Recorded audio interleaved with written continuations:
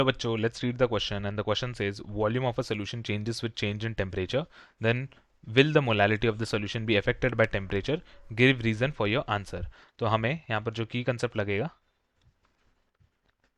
वो लग जाएगा बेसिक कंसेप्ट्स ऑफ केमिस्ट्री का.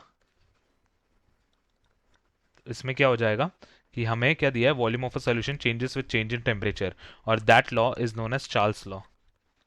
So according to Charles' law, we know that the statement for Charles' law is the volume occupied by a fixed amount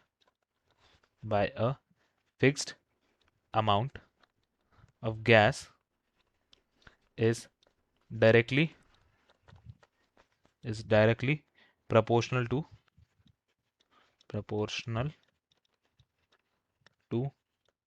its absolute temperature.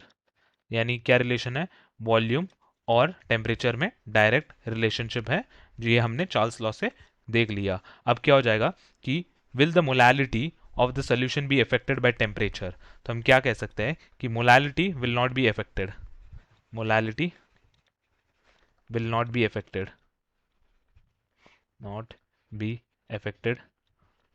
By temperature.